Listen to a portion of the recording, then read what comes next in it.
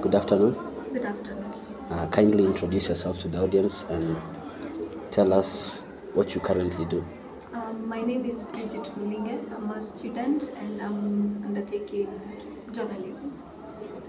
So, Bridget, today we are here to discuss or rather talk about issues in the Kenyan education system based on the girl child. So, for my first question is, do you agree or disagree that free primary education has brought change in Kenya? Thank you for asking. I think free education has brought a lot of change to Kenya. Why is that? While when you look at the progress we've made as a nation, compared to the past, I'd say we've gone quite far since this free education has opened up opportunities for children and adults to some extent everywhere to have a chance to learn new skills and maximize on their talents while promoting creativity. Okay. And since we all have, or most of us have experienced or gone through the free education system, we can also say that it has brought to about the massive enrollment, and with that, the pupil teacher ratio has increased tremendously. This has affected the slow learners. Sorry. Yeah, it actually has, because due to the free education, we've had massive amounts of people coming to be taught. And sometimes the ratio between teachers and students hasn't been very adequate. It has been a bit lacking since not as many teachers have been trained to undergo such massive students. And due to this, we have slow learners. Now, the slow learners, of course, will be affected because the teachers are not having a one-on-one conversation with them. So I'd say maybe if we'd maximize on having limited number of students per class per se, we'd have the slow learners catching up to the others, and that would have been more productive, I think.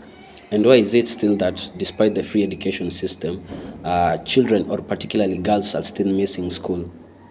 Well, I'd say it's due to ignorance to some extent.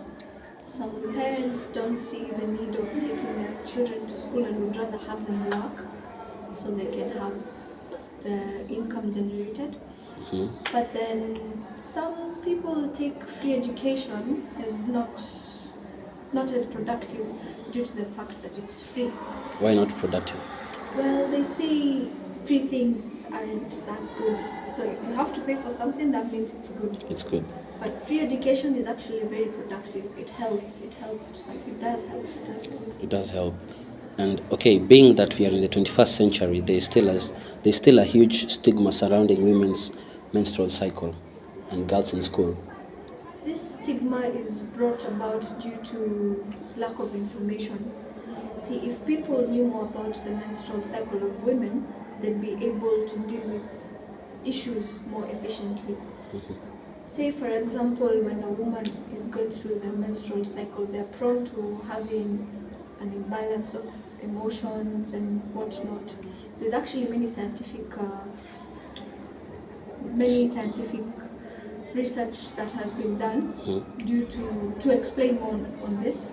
But because someone doesn't understand what this menstrual cycle is, they'd be like, oh, maybe this person is just going through a mood change. But the woman's body is going through so much change. So it's good to know what's going on and be informed and learn on how to maybe improve the lives that people are going through. Okay. Because it does actually affect many people, and some menstrual cycles are more severe than others. So it's good to know, to be informed about what actually goes on, what actually is menstrual cycle. And maybe lastly, what will you advocate for the teachers in school in school, or possibly the men outside who are watching you right now about women's menstrual cycle? I'd say don't be embarrassed to actually talk about it in public. It's a very normal thing. It's a physiological process that every woman goes through. So it would be good to be educated on what actually is going through. It's not just about bleeding. There's all sorts of emotions going through.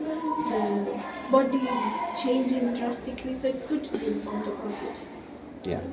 Thank you so much, Bridget, for having this talk today. and we would like to invite you once again for another segment. And with that, we are concluded with our interview. Thank you so much for having me. Thank you.